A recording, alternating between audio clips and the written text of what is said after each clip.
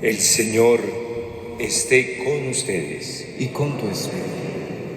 Proclamación del Santo Evangelio según San Juan.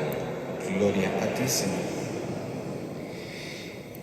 En aquel tiempo, estando Jesús a la mesa con sus discípulos, se turbó en su espíritu y dio testimonio diciendo: en verdad les digo, uno de ustedes me va a entregar. Los discípulos se miraron unos a otros, perplejos, por no saber de quién lo decía.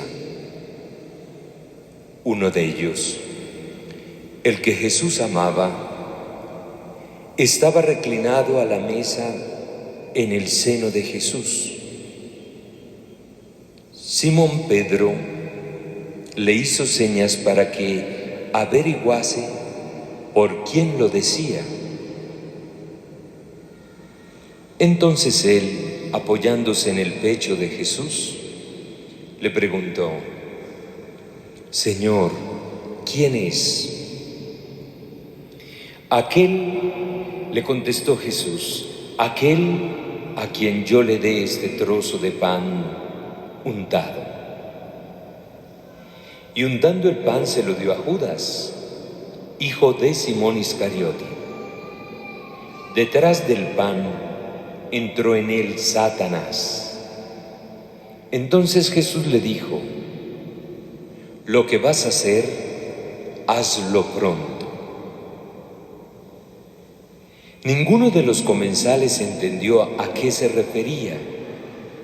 Como Judas guardaba la bolsa, algunos suponían que Jesús le encargaba comprar lo necesario para la fiesta o dar algo a los pobres. Judas, después de tomar el pan, salió inmediatamente. Era de noche.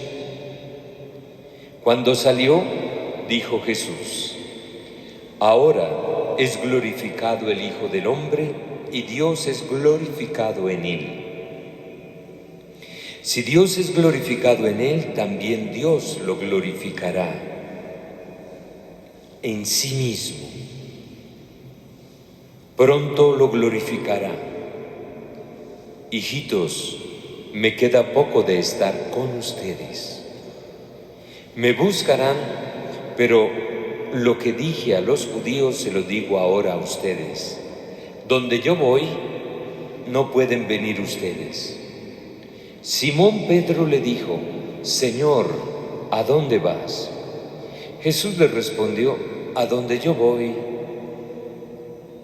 no me puedes seguir ahora, me seguirás más tarde. Pedro replicó: Señor, ¿por qué no puedo seguirte ahora? Daré mi vida por ti. Jesús le contestó: ¿con qué darás tu vida por mí? En verdad te digo, no cantará el gallo antes de que me hayas negado 3 veces. Palabra del Señor.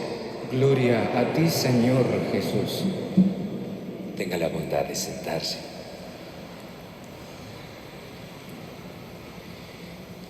En Martes Santo vamos apresurándonos a lo que en la liturgia nuestra es el centro, el triduo pascual. Mañana miércoles es el último paso y quedamos delante del misterio grande de nuestra salvación. Y cada día de la liturgia de todo el año y particularmente de la Semana Santa tiene algo que decirnos. Porque de lo que se trata es de estar bien dispuestos, de que esta Semana Santa renueve algo en nosotros, que no repitamos, como decía yo ayer, nosotros actualizamos, no repetimos la liturgia, actualizamos el misterio de nuestra salvación. Eso es lo que hace en esa síntesis de la semana, esta Semana Mayor. Bien, y hoy el Señor nos confronta a todos los que vinimos, porque en el texto que hay está Jesús ya en un contexto de cena, está el Señor en un contexto de despedida porque Él es consciente de ese final que le espera, los discípulos menos preparados, y en ese contexto el Señor denuncia una traición y una negación, pero también hace afirmaciones sobre su futuro.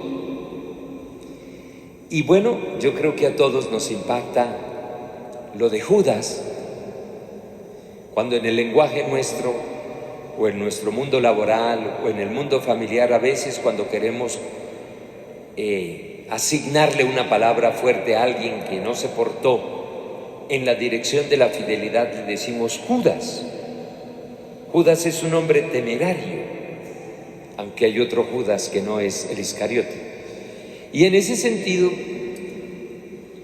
el Señor, en ese contexto, estando a la mesa con sus discípulos, dice el texto que se turbó en su espíritu. Es decir, tuvo un momento, como decimos ahora, un momento de ansiedad, de tristeza, de dolor, de desencanto. O sea, Jesús entra en un momento triste y en su espíritu siente contradicción. Y cuando habla dice lo siguiente: uno de ustedes, en los dos casos dice en verdad les digo. Y es cuando señala a uno que va a traicionar. Y después, cuando se trata de Pedro, también le dirá, Jesús le contestó, ¿con que darás tu vida por mí? Y le vuelve a decir, en verdad te digo. Algunos suelen traducir ese en verdad, que tiene un contenido teológico especial, pero lo traducen y me gusta. Es como si una mamá o un papá dijera, me parece increíble que mi hijo o mi hija haga esto. Es algo así como decir, en verdad me escandaliza esto. Me parece increíble. Bueno, ese tono me gusta de interpretación porque nos deja ver el desazón de Jesús.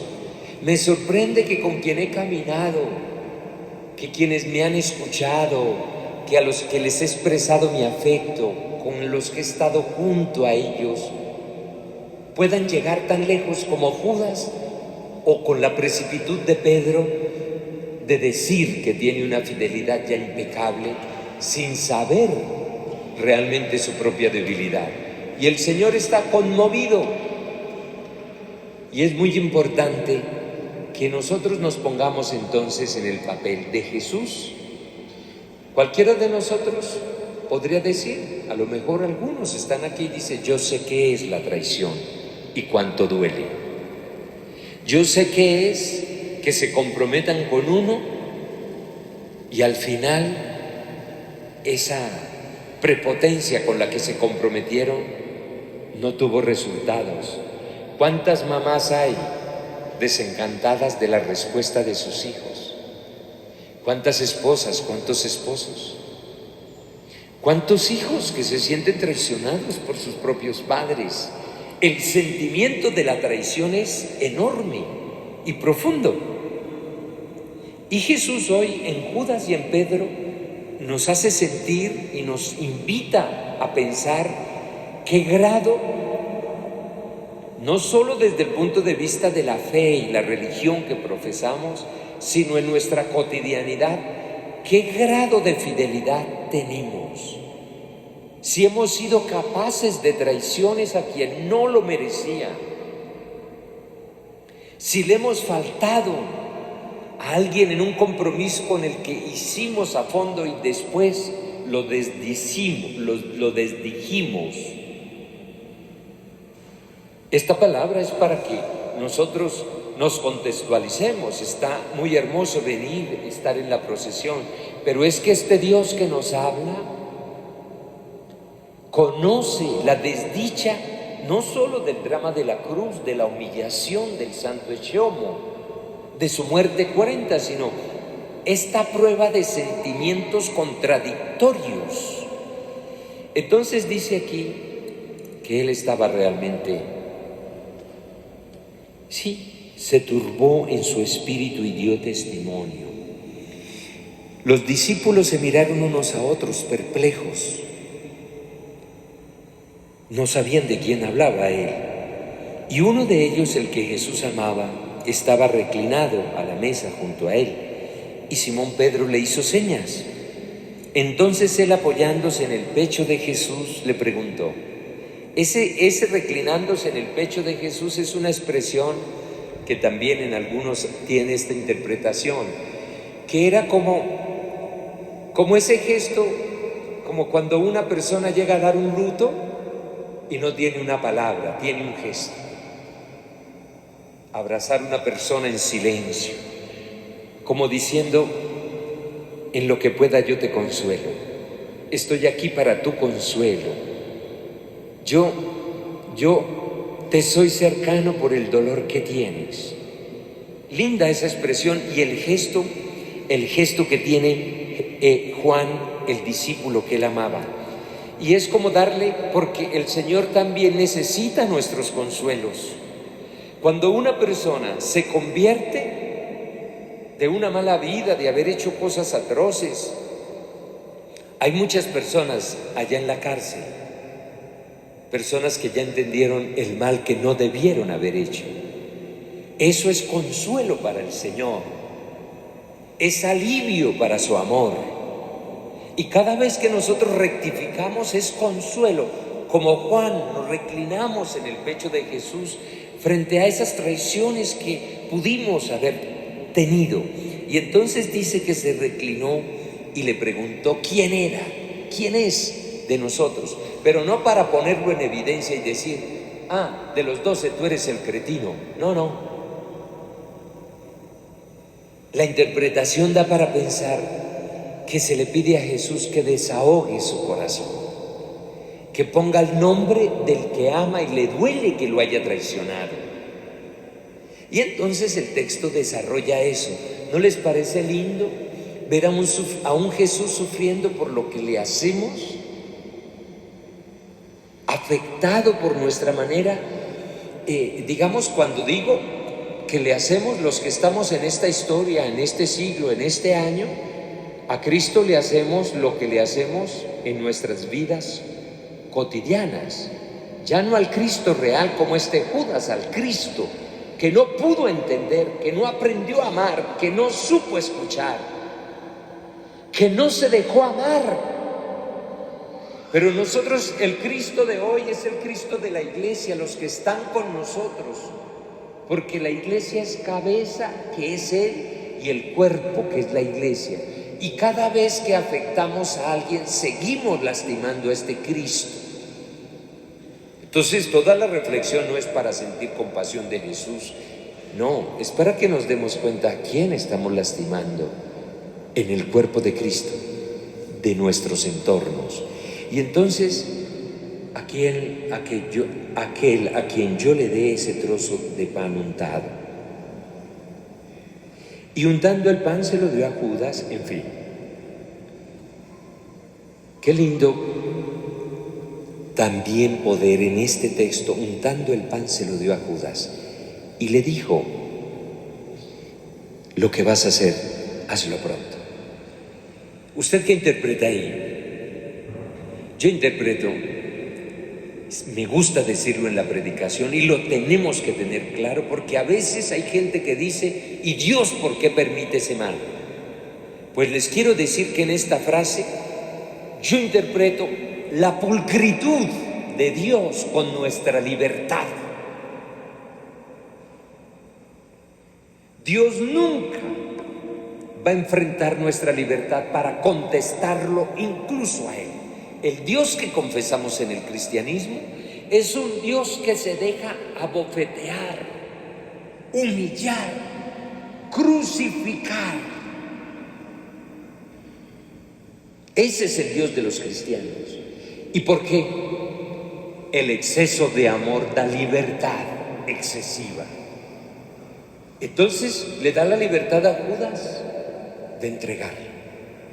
Lo que has de hacer, hazlo. Este martes santo nos tiene que impresionar, porque cuando usamos la libertad contra otros, estamos afectando el plan de Dios. Pero el amor está por encima de una libertad dañina como la nuestra. Dios estará más allá de nuestra libertad para otorgarnos un perdón que no merecemos. Y bien, y bueno, ya me hice muy largo, pero del otro lado está Pedro.